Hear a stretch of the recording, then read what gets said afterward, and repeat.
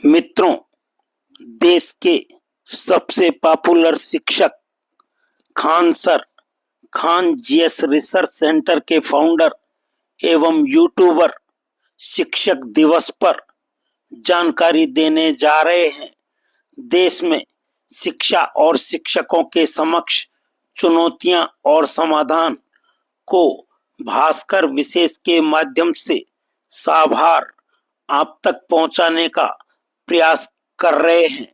शिक्षक वही है जो केवल किताबी ज्ञान न देकर सामाजिक और पारिवारिक समझ भी दे। वह यह भी सिखाए कि वर्किंग प्लेस पर किस तरह के एटिकेट्स जरूरी हैं और यदि जीवन में सब कुछ खो जाए तो दोबारा कहां से शुरुआत की जा सकती है। कुल मिलाकर शिक्षक वह है जो जीवन जीना सिखाए। पढ़ाना वास्तव में कला है। केवल ज्ञान होना पर्याप्त नहीं है, बल्कि उसे किस तरह परोसा जाए यह अधिक अहम है। कौन सा टॉपिक पहले पढ़ाना है और कौन सा बाद में, बच्चों की मानसिकता और भाषा के अनुसार विषय समझाना, यही असली शिक्षक की पहचान है। जब टीचर बच्चों की भाषा में पढ़ाता है तो उन्हें लगता है जैसे कोई रूम पार्टनर समझा रहा हो।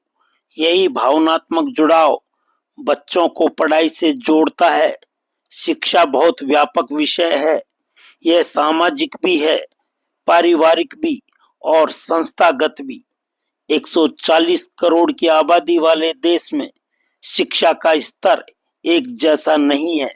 आधे से अधिक ग्रेजुएट छात्र कभी कॉलेज तक नहीं जाते, नकल करके डिग्री हासिल कर लेते हैं। जिसने 12वीं पास की है वह खुद को इंटरमीडिएट मानेगा, लेकिन जिसने नकल से बीएससी कर ली वह खुद को ग्रेजुएट समझेगा, जबकि मानसिकता वही इंटरमीडिएट वाली रहती है। यह वैसा ही है जैसे किसी सिपाही को आईजी की ड्रेस पहना दी जाए। आज एक और समस्या यह है कि बच्चों को उनकी क्षमता से अधिक अंक मिल रहे हैं। जो छात्र 60% लायक हैं उसे भी 90% दिए जा रहे हैं। इससे उनके सपने तो बड़े हो जाते हैं, लेकिन वास्तविकता से टकराकर वे तनाव और अवसाद में चले जाते हैं। जरूरत यह है कि शिक्षा के साथ स्किल जोड़ी जाए। ग्रेजुएशन में विषय कम हो जाते हैं और छात्रों के पास समय और ऊर्जा ज्यादा होती है।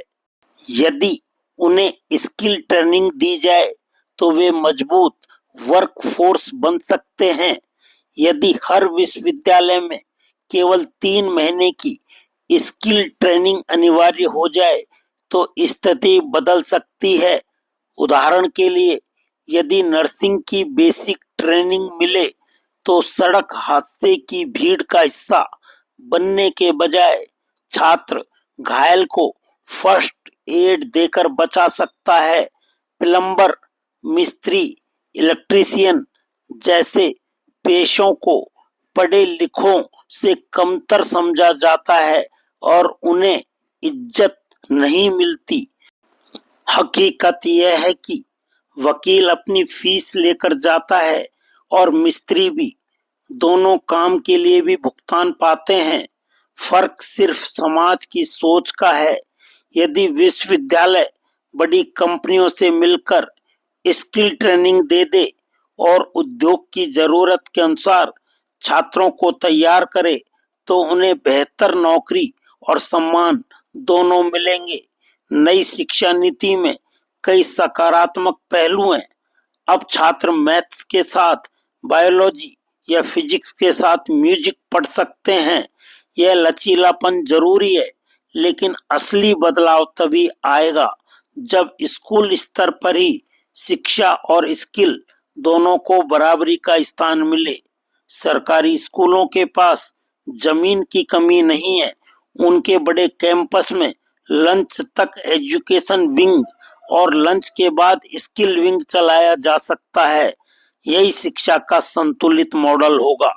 शिक्षा सुधार की शुरुआत वहीं से होनी चाहिए जहां से शिक्षा की नींव पड़ती है।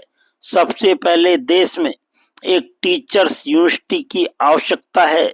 आज केवल एक परीक्षा देकर कोई भी शिक्षक बन जाता है, जबकि सबसे कठिन काम नर्सरी और प्राइमरी के बच्चों को पढ़ाना है। लेकिन इन शिक्षकों को सम्मान नहीं दिया जाता। फिलहाल बच्चों की रुचि और रुझान को पहचानने की कोई व्यवस्था नहीं है। छठाई सीधे 12वीं के बाद होती है और विकल्प भी सीमित रहते हैं। यदि 5वीं से 8वीं तक की बच्चों की दिशा तय कर दी जाए तो उनका आत्मविश्वास बढ़ेगा। कोशिश यह होनी चाहिए कि यदि कोई 10वीं के बाद पढ़ाई छोड़ना चाहता है तो भी वह इतना सक्षम हो कि 50-60 हजार रुपए तक कमा सके। जर्मनी इसका बेहतरीन उदाहरण है। वहां पेशेवर फिटर, प्लम्बर और इलेक्ट्रीशियन भी सम्मान के साथ देखे जाते हैं। वे कुशलता से काम करते हैं और उतना ही सम्मान पाते हैं जितना किसी अन्य प्रोफेशनल को। वहां यह सिखाया जाता है कि यदि आगे पढ़ाई नहीं करनी है तो कोई स्किल सीख लो। और यह भी गर्व की बात है, आज हर बच्चा टॉप पर आना चाहता है। कंपटीशन जरूरी है क्योंकि यह उत्साह और मोटिवेशन देता है, लेकिन बच्चों को शुरू से ही छोटे छोटे प्रतियोगिताओं में बैठाना चाहिए ताकि वे अपनी क्षमता और स्तर को पहचान सकें। बोर्ड एग्जाम और कंपटीशन में फर्क है। बोर्ड में पास होना काफी है, लेकिन कंपटीशन में केवल श्रेष्ठ का चयन होता है। तनाव जीवन का हिस्सा है, इससे भागना नहीं चाहिए। समस्या तब होती है जब बच्चे को उसकी रुचि के खिलाफ किसी फील्ड में धकेला जाता है। अभिभावकों को बच्चों को यह समझाना चाहिए कि मेहनत और निरंतर अभ्यास के बिना बड़ी उपलब्धियां संभव नहीं। यदि बच्चा कहे कि मुझसे नहीं हो रहा है तो उसे विकल्प दिया जाए। सब यूनिक नहीं होते, लेकिन सबकी अहमियत होती है।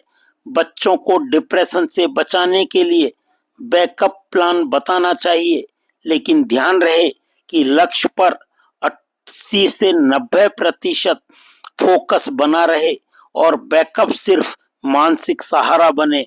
बच्चों के लिए संदेश: पढ़ाई, पैसा कमाना, सफल होना और नाम कमाना सब जरूरी है, लेकिन यह जीवन नहीं है जो नहीं मिला। समझिए अच्छा हुआ, क्योंकि शायद आपको उससे भी आगे जाना था। एनडीए में चयन न होने पर मुझे लगा था कि जीवन खत्म हो गया, लेकिन आज समझ में आता है कि जीवन बस उतना ही नहीं था। असफलता को ऐसे देखो कि जीवन तुम्हें कुछ बड़ा देना चाहता है, लेकिन जीवन की शर्त है ईमानदारी और समय। करुणा रखो, दूसरों की तकलीफ को अपनी मानो, बुराई और नफरत से दूर रहो। यदि कोई गलत बर्ताव करे तो प्रण लो कि सफल होने पर भी कभी वैसा नहीं बनोगे। बुरा करने वालों को माफ करो, लेकिन भूलो मत, क्योंकि याद रखना जरूरी है ताकि वैसा गलती से भी न करो।